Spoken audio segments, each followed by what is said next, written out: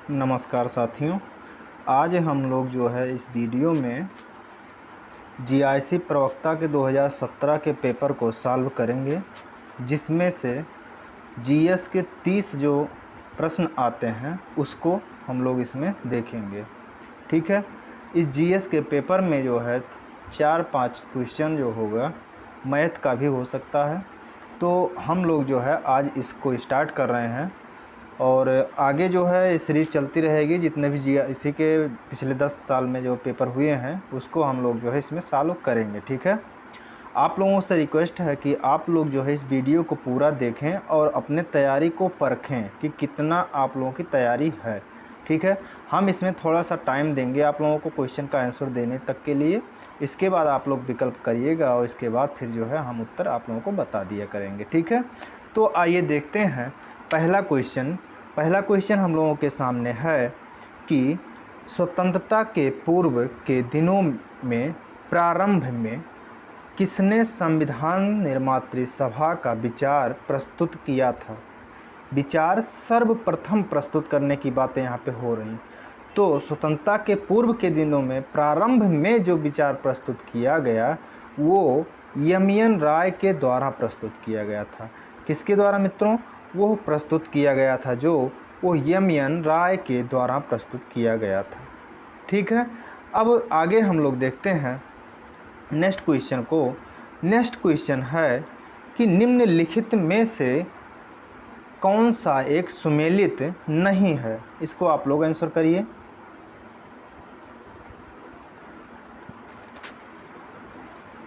अब देखिएगा इसका आंसर जो होगा वो इसका आंसर है दूसरा, यानी कि बी। ये बी वाला जो 1750 लिख रहा है ये 1750 ना हो करके 1749 से 1752 के बजाय 54 तक था। ठीक है। कितना?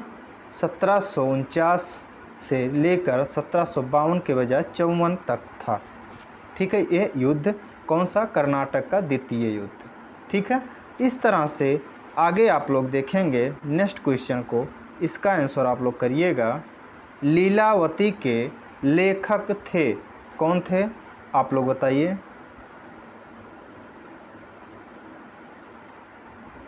अब देखिएगा इसका आंसर जो होगा भास्कराचार्य। इसके लेखक जो थे भास्कराचार्य जी थे। भास्कराचार्य एक गणितज्ञ और महान विद्वान थे।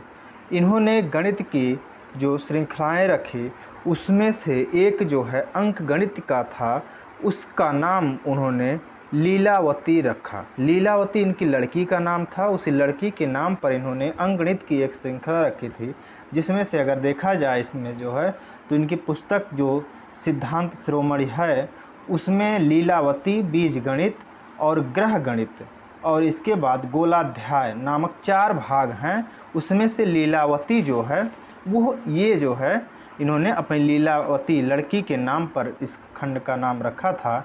और लीलावती जो है अंक गणित से संबंधित है। किससे संबंधित है? अंक गणित से संबंधित है। अब हम लोग नेक्स्ट पे चलते हैं, देखते हैं चौथा क्वेश्चन। चौथे क्वेश्चन को आप लोग आंसर करिएगा कि वाराणसी को निम्नलिखित में से अपनी राजधानी जो है किसने बनाया था। अजातशत्रु, कालाशोक, महापद्म नंद और शिशुनाग। आप लोग बताइएगा कि किसने बनाया था। अब देखिएगा इसका आंसर जो होगा वो है ए यानी कि अजातशत्रु। अजातशत्रु जो है ये बिंबिसार का पुत्र था। ठीक है। इसने जो है काशी को दहेज में प्राप्त किया था और काशी नरेश भी इसे कहा जाता है, यानी कि किसी को अजातशत्रु को काशी नरेश भी कहा जाता है। और इसने काशी नरेश इसको क्यों कहा जाता है? क्योंकि काशी को इसने दूसरी राजधानी अपनी बनाई थी। कौन? अजातशत्रु ने। ठीक है। तो इस तरह से आपका ये चौथे का आंसर हो गया अजातशत्रु। नेक्स्ट देखिएगा पांचवा क्वेश्चन आप लोगों के सामने है।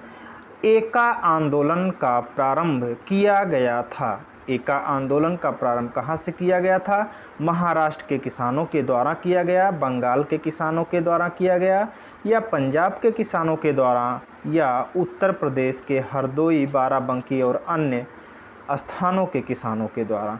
तो इसमें आप लोग आंसर बताइएगा। चलिए हम बताते हैं। इसका आंसर है डी।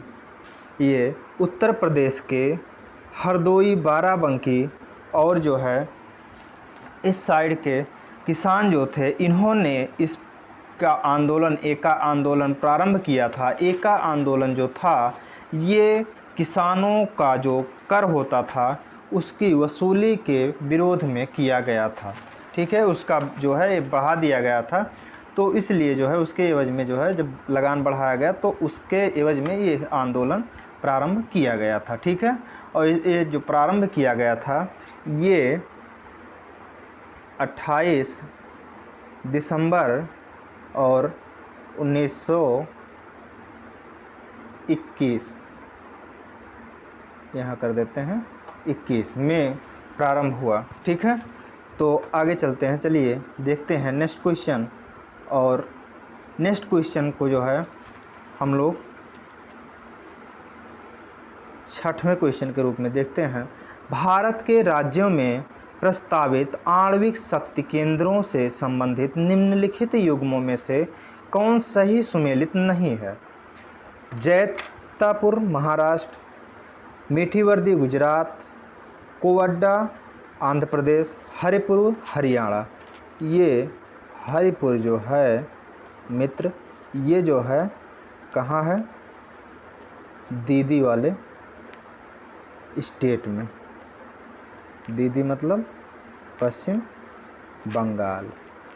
ठीक है, तो ये हरिपुर हरियाणा में ना होकर के कहाँ पे है? पश्चिम बंगाल में है। बाकी और सभी जैतापुर जो है ये भी सुमेलित है, मीठीवर्दी ये भी सुमेलित है, और ये है कोवड्डा ये भी सुमेलित ही है। ठीक है, नेक्स्ट हम लोग चलते हैं 7वें क्वेश्चन पर। 7वां क्वेश्चन है, निम्नलिखित में से कौन सा द्वीप अपने लवण पटल संसाधनों के लिए जाना जाता है? इसमें आप लोग आंसर करिएगा। चलिए हम बताते हैं। इसका आंसर जो होगा ये होगा नॉरफॉक द्वीप। ये कहाँ पे है? यह जो द्वीप है ये है नॉरफॉक द्वीप, प्रशांत महासागर में ऑस्ट्रेलिया, न्यूजीलैंड और न्यू कैलिडोनिया के बीच में स्थित एक टापूनुमा द्वीप है, जहाँ पर जो है नमक के जो अवक्षेप होते हैं वो पाए जाते हैं। ठीक है, यह अपने लवण पटल के लिए जो है संसाधनों के रूप में जाना जाता है, नॉरफॉक द्वीप। ठीक है, तो आगे चलते हैं। 7वां क्वेश्चन हम लोग किए और नेक्स्ट आ गया आप लोगों के सामने 8वां क्वेश्चन।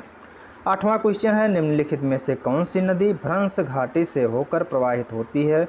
मुझे पूरा उम्मीद है कि इसमें आप सभी लोग आंसर कर ले जाएंगे, और आप लोग आंसर ज़रूर करिए। इसमें क्या होगा विकल्प ज़रूर कमेंट करिए। चलिए हम बताते हैं। इसमें आपका आंसर जो होगा ये पहला आंसर ही है। कौन सा है? पहला वाला ही आंसर इसका है, यानी कि तापी या ताप्ती।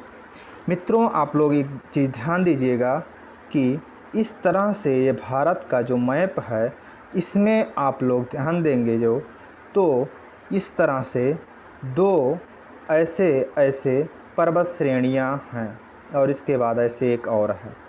ये पर्वत श्रेणियाँ जो हैं ये है आप लोग देखेंगे जब, तो ये पहला वाला जो है ये विंध्यन है, ये सतपुड़ा है, और ये अजंता है। आप लोग देखेंगे जब तो विंध्यन और सतपुड़ा के बीच से ये इस तरह से नदी प्रवाहित होती है, जिसे नर्मदा कहते हैं। क्या कहते हैं? नर्मदा कहते हैं। और इसके बाद यहाँ से एक जो है सतपुड़ा और इसके अलावा अजंता के बीच से जाती है, तो ये कहलाती है ताप्ती। क्या है? ताप्ती। ताप्ती और नर्मदा ये दोनों नदियाँ ऐसी नदियाँ हैं जो प्रायद्वीपीय भारत की प्रवाहित होने वाली पश्चिम की तरफ की सबसे बड़ी नदियां हैं। और इन नदियों को अगर देखा जाए तो ये भ्रंश के द्वारा प्रवाहित होती हैं, यानी भ्रंश की घाटी से प्रवाहित होती हैं। इसको देखेंगे आप तो दोनों साइड में ऊंचे ऊंचे पर्वत हैं और बीच में जो है घाटी, बहुत गहरी दरारनुमा घाटी है। उसी घाटी से होते हुए ये नदियाँ प्रवाहित होती हैं। इन नदियों की एक विशेषता और है, और वो विशेषता है कि ये नदियाँ जो हैं ये पश्चिम की ओर अरब सागर में गिरती हैं और डेल्टा नहीं बनाती हैं, डेल्टा नहीं बनाती हैं। ठीक है, तो फिर ये क्या बनाती हैं? ये जो नदियाँ हैं वो ये एस्चुरी बनाती हैं, ये एस्चुरी बनाती हैं। ठीक है, तो इस तरह से एस्चुरी कौन बनाती है? नर्मदा और ताप्ती बनाती हैं। ठीक है, आगे चलते हैं। आगे आ गया आप लोगों के सामने 9वां क्वेश्चन।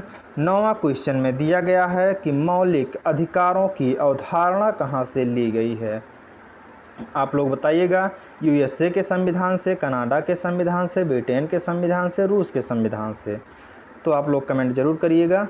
हम बताते हैं इसमें क्या होगा। इसमें इसका आंसर यूएसए का संविधान जो है वहीं से मौलिक अधिकार लिया गया है। यहाँ से और भी ढेर सारे लिए गए हैं, लेकिन इसको हम नहीं डिस्कस करेंगे। एक कनाडा का हम डिस्कस कर देते हैं। कनाडा से संघीय व्यवस्था लिया गया है, और ब्रिटेन से एकल नागरिकता, और रूस से मौलिक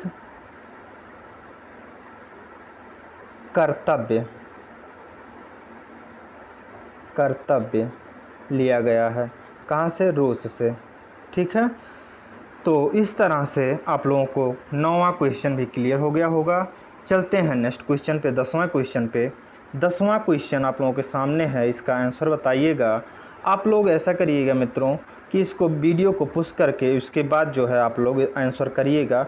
हम थोड़ा फास्ट करते हैं क्योंकि वीडियो नहीं तो लंबा हो जाएगा अगर बीच में हम रुक करके आप लोगों को सॉल्व करवाएंगे। ठीक है, तो हम एक तरफ से सॉल्व करते चलते हैं। आप लोग जो सॉल्व करिएगा तो पहले जो है पुश कर लीजिएगा वीडियो को जो है, और उसके बाद क्वेश्चन पढ़ करके आंसर करके इसके बाद आगे का व्याख्या देखिएगा। नेक्स्ट देखते हैं 10वां क्वेश्चन। भारत का राष्ट्रपति चुना जाता है लोकसभा द्वारा, राज्यसभा द्वारा, संसद के सदस्यों द्वारा और संसद एवं राज्य विधानसभाओं के सदस्यों द्वारा। इसमें से अगर देखा जाए तो ये तीनों अपूर्ण हैं, यानी कि ये सही नहीं परिभाषा दे रही हैं। लेकिन अगर डी वाला देखा जाए तो डी वाला सही है, यानी कि अगर आप लोग जो है किताबी भाषा में अगर कहें तो भारत के राष्ट्रपति का चुनाव जो होता है वो संसद के निर्वाचित सदस्यों द्वारा, यानी कि संसद मतलब उसमें लोकसभा और राज्यसभा दोनों आ जाते हैं। इसके अलावा राज्य विधानसभाओं के जो निर्वाचित सदस्य होते हैं वो सभी राज्यों के आ जाते हैं। और इसके अलावा जो जैसे दिल्ली और पांडिचेरी राज्य हैं, केंद्र शासित प्रदेश हैं जहाँ पे विधानसभाएं हैं, तो वहाँ के जो विधानसभा सदस्य हैं उनको भी इसमें शामिल किया जाता है। ठीक है, तो इसमें ज़्यादा सही विकल्प जो है आपका ये डी वाला विकल्प सही है। ठीक है, आगे चलते हैं। आगे देखिएगा, निम्नलिखित में से कौन सा अनुच्छेद राज्य सरकार को ग्राम पंचायतों का गठन करने के लिए निर्देशित करता है। तो इसमें से अनुच्छेद जो 32 है, अनुच्छेद 32 जो है लोगों को यह अधिकार देता है कि अपने अधिकारों को जो है वो रक्षा करने के लिए सुप्रीम कोर्ट जा सकते हैं। यानी कि जो है अनुच्छेद 32 क्या है? उपचार के लिए जो है प्रावधान करता है। अनुच्छेद 40 जो है यही आपका ग्राम पंचायतों से संबंधित है। अनुच्छेद 48 जो है यह कृषि और पशुपालन संगठन से संबंधित है। और अनुच्छेद 51 जो है यह आपका अंतर्राष्ट्रीय शांति और सौहार्द से संबंधित है, यानी कि सुरक्षा से संबंधित है। ठीक है, तो इस तरह से आपका 11वां क्वेश्चन हुआ। चलते हैं हम 12वें क्वेश्चन पे। 12वां क्वेश्चन आप लोगों के सामने है। 12वें क्वेश्चन का आंसर आप लोग करिएगा, निम्नलिखित में से कौन सा विषय जनसंख्या एवं मानव समुदायों के महत्वपूर्ण आंकड़ों के अध्ययन से संबंधित है। यानी कि कौन सा ऐसा अध्ययन है जिसमें जो है मानव के जनसंख्या और मानव समुदायों की विशेषता और महत्वपूर्ण आंकड़े जो है उसका अध्ययन किया जाता है। तो ऐसा अध्ययन जो है मित्रों पारिस्थितिकी विज्ञान में नहीं किया जाता है, आनुवंशिकी में भी नहीं किया जाता है, वायरस विज्ञान में भी नहीं किया जाता, बचता है जननांगी तो इसी में किया जाता है। ठीक है, नेक्स्ट चलते हैं 13वें क्वेश्चन पे। 13 नंबर का क्वेश्चन जो है आप लोगों के सामने है, 31 अक्टूबर 2017 को विश्व बैंक द्वारा प्रकाशित कारोबार सुगमता रिपोर्ट में भारत को किस स्थान पर रखा गया। यानी कि जब विश्व बैंक एक रैंक जारी करता है और उस रैंक में क्या होता है मित्रों, सभी देश जो होते हैं कि कौन कौन सा देश ज़्यादा सुगम है व्यापार करने के लिए, तो उसका एक रैंक बनाया जाता है। जो पहला रैंक होता है वहाँ पे सबसे ज़्यादा सुगम होता है व्यापार करना, जो सबसे लास्ट पे रैंक पे होता है वो जो होता है वहाँ पे कठिनाइयाँ ज़्यादा होती व्यापार करने की। तो ऐसे में अगर जिसका नंबर ज़्यादा होगा यानी कि वहाँ पे कठिनाइयाँ ज़्यादा हैं, जिसका नंबर कम होगा वहाँ पे कठिनाइयाँ कम हैं। तो इसमें 2017 में जो आंकड़ा जारी किया गया था, जो रैंक जारी किया गया था, उसमें भारत का जो स्थान था मित्रों ये 100वां स्थान था। यानी कि अगर 13 नंबर का देखें तो वो है डी। लेकिन 2020 में हम लोग देखते हैं तो यह अच्छा प्रदर्शन जो है सुधार किया और यह 63वें स्थान पर पहुंच गया है। यानी कि अच्छा उछाल किया और ये अपने आप को जो है काफ़ी आगे लेकर के आया है, 63वें स्थान पर आ गया। ठीक है, तो इस तरह से आप लोग देखेंगे ये 2020 का आंकड़ा है। और आगे चलते हैं अगर 14वें क्वेश्चन पे, तो 14वां क्वेश्चन है, निम्नलिखित में से किसे 15वें वित्त आयोग का अध्यक्ष नामित किया गया। तो मित्रों इसका अध्यक्ष जो किया गया एन.के. सिंह को किया गया है। किसे किया गया है? एन.के. सिंह को किया गया है। एन.के. सिंह, ये वित्त आयोग जो लिखा गया है मित्रों आपके संविधान में, संवैधानिक प्रावधान है अनुच्छेद 280 में वित्त आयोग के गठन की जो है व्यवस्था की गई है। किसमें? अनुच्छेद 280 में वित्त आयोग के गठन की व्यवस्था की गई है और इसका जो गठन करता है वो राष्ट्रपति के द्वारा किया जाता है। इसका कार्यकाल जो होता है ये 5 वर्ष के लिए होता है। इस तरह से एक जो आयोग गठित किया गया उस आयोग का अध्यक्ष कौन है 15वें वित्त आयोग का, तो वो एन.के. सिंह महोदय हैं। ठीक है, आगे चलते हैं हम लोग 15वें क्वेश्चन पे। 15वां क्वेश्चन आपके सामने है कि निम्नलिखित में से कौन उद्दीपक फसल है। उद्दीपक का मतलब कि जो है थोड़ी सी जो नशे टाइप का होता है, तो चाय पीने के बाद जो है आप लोग कहते ही हैं कि हाँ थोड़ा सा जो है क्या होता है, इंसान थोड़ा नशा में आ जाता है और जो है बढ़िया से अपना फ्रेश हो जाता है। गेहूँ, मक्का और अरहर ये सभी जो है चीज़ें इसमें उद्दीपक नहीं होते हैं। ठीक है, तो आगे चलते हैं। भारतीय कृषि अनुसंधान संस्थान का बकरियों पर शोध केंद्र कहाँ पे स्थित है? यह मखदूम, मथुरा में स्थित है मित्रों। ठीक है, आगे चलते हैं। नेक्स्ट है किसान दिवस मनाया जाता है। इसका आप लोग आंसर करिएगा कि किसान दिवस कब मनाया जाता है। हम बताते हैं, किसान दिवस जो होता है यह 23 दिसंबर को मनाया जाता है। 23 दिसंबर को क्यों मनाया जाता है मित्रों? तो आपके जो 5वें प्रधानमंत्री थे जिनका नाम जो है चौधरी चरण सिंह, इनका जन्म जो हुआ था वो 23 दिसंबर को हुआ था और चौधरी चरण सिंह के जन्म के दिवस के रूप में जो है ये किसान दिवस को मनाया जाता है। ठीक है, आगे चलते हैं 18वें क्वेश्चन पर। भारतवर्ष में प्रथम कृषि विज्ञान केंद्र की स्थापना की गई थी। कब किया गया था? भारतवर्ष में जो है यह प्रथम कृषि विज्ञान केंद्र की स्थापना 1974 में किया गया था। ठीक है मित्रों, आगे चलते हैं। 19वां क्वेश्चन है, निम्नलिखित में से कौन सी महिला भारतीय महिला हॉकी टीम की कप्तान थी जब टीम ने नवंबर 2017 में एशियाई कप जीता? देखिए मित्रों, यह टीम जो है आज भी वही टीम है और इसकी कप्तान जो है अभी भी वही हैं। यानी कि कौन है? रानी रामपाल। रानी रामपाल आज भी हैं महिला हॉकी टीम की कप्तान, और इन्होंने महिला ओलंपिक अगर देखा जाए जो कि जापान में हुआ, तो उसमें जो है इन्होंने बहुत अच्छा प्रदर्शन किया। बहरहाल कोई पदक तो नहीं लाया जा सका, लेकिन वहाँ पे प्रदर्शन जो किया गया भारतीय महिला हॉकी टीम के द्वारा वो बहुत ही सराहनीय जो है रहा। ठीक है, तो उसके जो है कप्तान आज भी रानी रामपाल जी ही हैं। रानी रामपाल को अगर आप लोग देखें, थोड़ा सा और जानना चाहते हों, तो रानी रामपाल हरियाणा की हैं और ये बहुत ही गरीब परिवार से जुड़ी हुई महिला हैं। ठीक है, ये एक जो है आप लोगों के लिए प्रेरणा भी बन सकती हैं, इनके बारे में आप लोग सर्च करिएगा। बहुत ही गरीब परिवार की हैं और वो जो है आज ओलंपिक तक सफ़र की हैं। ठीक है, कैसे किया इन्होंने ये सफ़र, आप लोग ज़रूर पढ़िएगा। आगे देखते हैं 20वां क्वेश्चन। 20वां क्वेश्चन आप लोगों के सामने है। 7 नवंबर 2017 को सफल उड़ान परीक्षण किए गए निर्भय प्रक्षेपास्त्र के बारे में निम्नलिखित में से कौन सा कथन सत्य है? यह 1000 किलोमीटर की मारक सीमा तक नाभिकीय मुख्यास्त्र को पहुंचा सकता है, ये बात सही है। ठीक है, आगे देखते हैं, यानी कि पहला जो है सही है। दूसरा, यह ज़मीनी आक्रमण वाला क्रूज प्रक्षेपास्त्र है, यह भी सही है।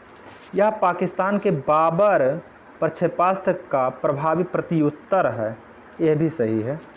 यह एक प्राध्वनिक प्रक्षेपास्त्र है, नहीं, ये नहीं सही है, क्योंकि ये जो है आपका सुपरसोनिक मिसाइल नहीं है। ठीक है, तो यह गलत है, यानी कि 1, 2 और 3 बी वाला सही है। ठीक है, आगे चलते हैं। आगे है 21वां क्वेश्चन। हाल में समाचारों में चर्चित ओखी क्या है? ओखी चक्रवाती तूफान था जो है, बहुत ज़्यादा इसमें कुछ पढ़ने की ज़रूरत नहीं है। नवंबर 2017 में आया था। ठीक है, इसको आप सभी लोग जानते हैं।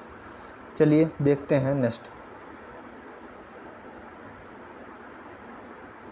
उत्तर प्रदेश में कुल शहरी स्थानीय निकायों की संख्या जिनके लिए उत्तर प्रदेश में नवंबर 2017 में चुनाव संपन्न हुए थे, तो जो 2017 में चुनाव संपन्न हुआ उसमें कुल कितने जो है थे, आप लोग बताइएगा। 652। ठीक है, नेक्स्ट आगे चलते हैं, इसमें कोई व्याख्या की ज़रूरत नहीं थी। नेक्स्ट 23वां देखिएगा। भारत के प्रथम अंतरिक्ष उपग्रह, प्रथम आपका एक देख लीजिएगा, एक क्वेश्चन और भी आपको याद हो जाएगा कि भारत का प्रथम अंतरिक्ष उपग्रह जो था उसका नाम क्या था, तो उसका नाम आर्यभट्ट था। उसको डिजाइन करने वाले वैज्ञानिक जो थे हाल ही में जो है इस दुनिया से चले गए, तो उनका नाम क्या है? तो उनका नाम आप लोग बताइएगा, क्या है नाम उनका? उनका नाम जो है प्रोफेसर U.R. राव है। कौन है? Professor U.R. राव, यानी कि पहला विकल्प सही है। ठीक है, नेक्स्ट चलते हैं आगे। 24वां क्वेश्चन आप लोगों के सामने है। भारत सरकार द्वारा प्रारंभ किया गया मिशन इंद्रधनुष कार्यक्रम संबंधित है। मिशन इंद्रधनुष कार्यक्रम जो है वो बच्चों की टीकाकरण से संबंधित है। यह बच्चों के टीकाकरण से संबंधित है, और यह मिशन इंद्रधनुष क्यों कहा गया, तो इसको अगर आप लोग देखते हैं मित्रों, तो इंद्रधनुष में 7 रंग होते हैं, और इसी तरह से इसमें जो टीकाकरण जो होता है इंद्रधनुष, मिशन इंद्रधनुष का जो टीकाकरण है इसमें भी इसी तरह से हैं, जिसमें डिप्थीरिया, बलगम और टिटनेस, पोलियो, और इसके अलावा जो है आपका तपेदिक खसरा, हेपेटाइटिस बी, और ये जो रोग हैं उन सभी रोगों का इसमें इंद्रधनुष में शामिल किया गया है। नेक्स्ट हम लोग देखते हैं, समान फोकस दूरी वाले कांच के 2 लेंस हैं जिनमें एक उत्तल तथा दूसरा अवतल लेंस है, एक दूसरे से सटा कर रखे गए हैं, और इस युग्म का व्यवहार होगा कैसा, यानी कि क्या प्रदर्शित करेंगे? ये अभिसारी लेंस की भांति व्यवहार करेंगे, या अपसारी लेंस की भांति, या कांच की समतल चादर की भांति, या दर्पण की भांति? तो आप लोग इसमें बताइएगा, इसमें आपका जो व्यवहार करेंगे वो अभिसारी लेंस की भांति करेंगे। ठीक है। अब आप लोग 26वां क्वेश्चन देखिएगा। इसमें निम्न में से कौन सा युग्म जो है सुमेलित नहीं है? आप लोग इसका आंसर विकल्प में जो है दिया गया है, इसका कमेंट बॉक्स में कमेंट करिएगा कौन सा है। सैक्रीन कार्बोहाइड्रेट है, ये बात गलत है। ठीक है, ये क्या है? सैक्रीन एक मीठा पदार्थ है, कृत्रिम रूप से जो बनाया जाता है, चीनी की तरह होता है, जो कि चीनी से कई गुना ज़्यादा मीठा होता है सैक्रीन। ठीक है, और एड्रेनिल, ये भी जो है हार्मोन से, ये सही बात है। थायमिन विटामिन है, ये भी सही है। केराटिन प्रोटीन है, ये भी एक सही विकल्प है। यानी कि आपका जो विकल्प गलत है वह विकल्प है सैक्रीन वाला, यानी कि ए वाला विकल्प गलत है। आपका सही मिलान उप गलत है और उत्तर आपका ये सही है। 27वां क्वेश्चन आप लोग देखिएगा कि 13 क्रमागत विषम संख्याओं का औसत जो है 51 है। इनमें सबसे बड़ी विषम संख्या क्या होगी? इसको सॉल्व करने के लिए आप लोग मित्रों देखिएगा, 13 विषम संख्या कह रहा है। 13 विषम का मतलब ये है कि पहला, और इसमें कह रहा है क्रमागत विषम संख्या, यानी कि अगर एक ये हो गया तो दो तो होगा नहीं, दो सम आ जाएगा, 3 हो जाएगा, इसके बाद 4 तो होगा नहीं, 5 हो जाएगा। इसी तरह से अगर देखते हैं तो विषम संख्याओं का औसत इतना है, इनमें से सबसे बड़ी संख्या क्या होगी? और अगर सम संख्याओं को लेते हैं तो 2, 4, 6, यानी कि इन दोनों के बीच में क्या है? 2 का अंतर है। अब अगर मान लेते हैं पहली संख्या यक्स है तो क्या होगा? 13वां संख्या जो होगा वो क्या होगा? क्योंकि 2 का अंतर है तो वो जो होगा 12 होगा, और प्लस यक्स ये है ही, तो यक्स प्लस 24। 24 क्यों? क्योंकि 12वां नंबर होगा, एक से एक पहला नंबर यहाँ पे हम लोग लिख लिए हैं, और वो 12वां नंबर होगा, 12वां नंबर 24वें पे जाएगा, क्योंकि 2 का अंतर पे है। तो इस तरह से ये हो गया। अब इसका औसत कह रहा है निकालने के लिए, तो इसका 2 से डिवाइड कर देंगे जब हम, तो 51 रखेंगे, और 2x, इस तरह से ये x 2x हो गया। ठीक है, 2x upon 2x plus 24 upon 2 is equal to 51 हो गया। अब ये देखिएगा 51 से इधर जो है जाएगा 2, और ये जो है आ जाएगा 2 इधर, और इसके बाद ये 2 इधर जाएगा तो गुणे में हो जाएगा, और इधर जाएगा ये 24 जो है प्लस में है तो इधर चला जाएगा, ये माइनस में हो जाएगा। यानी कि अब इसको आप लोग अगर सॉल्व किया हुआ देखेंगे तो यहाँ पे देख लीजिए, ज़्यादा सही समझ में आएगा। यहाँ पे देखिएगा आप लोग, संख्याओं का औसत इन्होंने निकाला, प्रथम संख्या प्लस अंतिम संख्या अपान 2। तो इस तरह से नोट यहाँ पे इन्होंने लिख दिया है, क्रमागत सम संख्या और विषम संख्याओं में सदैव 2 का अंतर होता है, जैसे 1 3 5 या 2 4 6। ठीक है, तो इसी तरह से प्रश्नानुसार इन्होंने कहा कि मान लिया जो है इन्होंने प्रथम संख्या यक्स है, और सबसे बड़ी संख्या क्या होगी? तो यक्स प्लस 24 होगी। अब x plus 24 upon 2 is equal to 51। अब इसको देखिएगा, इसको इधर करते हैं, और 2 प्लस 24 और इज इक्वल टू 102। इस तरह से आगे इन्होंने जो है इसको सॉल्व किया, और 2x बराबर 78 या x बराबर 39। यक्स यहाँ पे अगर आप लोगों को मिल गया मान ये है, तो सबसे बड़ी संख्या की बात कर रहा है, तो सबसे बड़ी संख्या हम लोगों ने यहाँ पे माना है कि सबसे बड़ी संख्या जो होगी विषम संख्या, वो सबसे बड़ी संख्या होगी x प्लस 24, यानी कि x का मान हम लोगों को मिला हुआ है 39। तो 39 का जो है इसको हम लोग रख देते हैं अगर x के स्थान पे, और 24 जोड़ देते हैं तो उत्तर आ जाएगा 63। यानी कि हम लोगों का जो विकल्प में उत्तर होगा वो उत्तर होगा इसका बी। ठीक है, नेक्स्ट आगे चलते हैं हम लोग। मैथ वाले क्वेश्चन में थोड़ा जो है टाइम लग रहा है, इसको आप लोग थोड़ा अपने आप भी सॉल्व करने का प्रयास करिएगा मैथ इम्प्रूव करने के लिए, क्योंकि अधीनस्थ में भी मैथ आता ही आता है। अब यहाँ पे देखिएगा 2 क्वेश्चन, यहाँ पे 2 चीज़ें दिया गया है। 1.8 मीटर लंबी एक ऊर्ध्वाधर छड़ ज़मीन पर 45 सेंटीमीटर। ठीक है, क्या कह रहा है इन्होंने कहा कि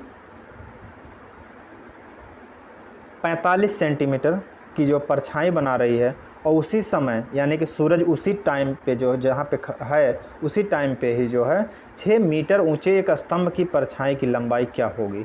तो यहाँ पे देखिएगा आप लोग, मान लेते हैं ये है क्या है 1.8 मीटर या 180 सेंटीमीटर अगर है, और ये 45 सेंटीमीटर है, तो इस तरह से एक विकल्प बनेगा। और इसके बाद जो है दूसरा अगर वो स्तंभ बन रहा है तो इस तरह से बनेगा। अब ये जो है 6 मीटर है तो ये 600 सेंटीमीटर हो जाएगा। और इसी तरह से सॉरी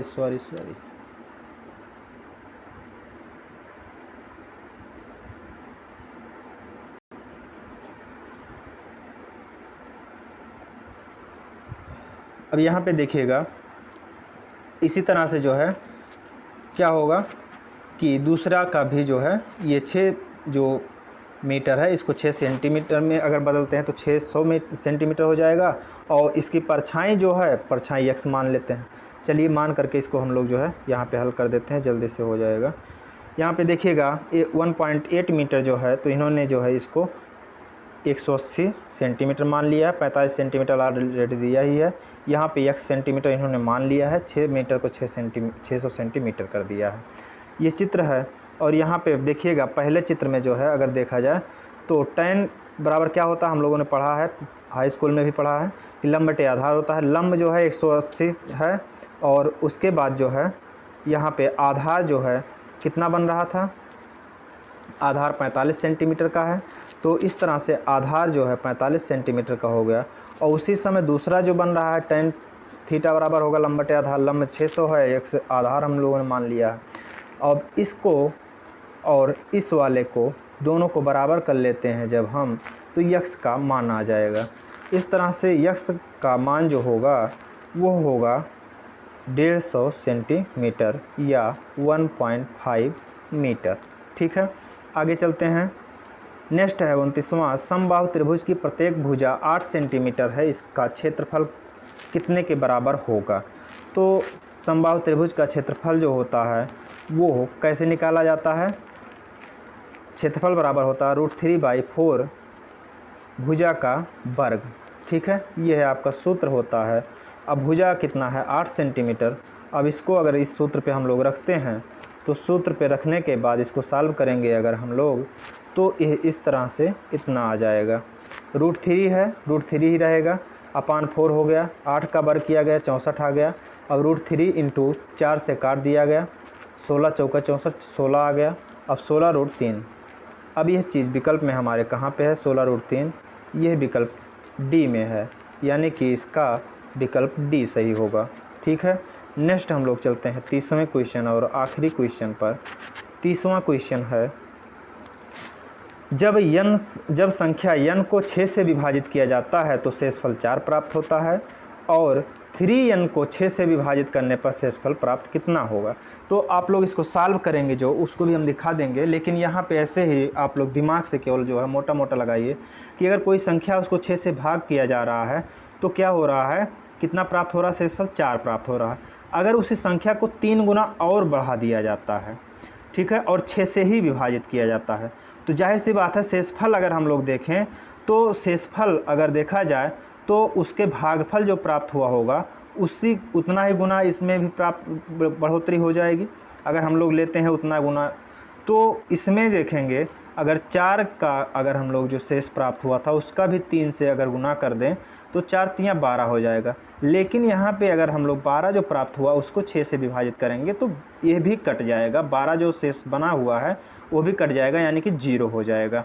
तो 3n को अगर 6 से विभाजित किया जाएगा तो शेषफल जो होगा वो 0 हो जाएगा। ठीक है, अब इसको आंसर के रूप में अगर डी को हम देखते हैं तो सही है।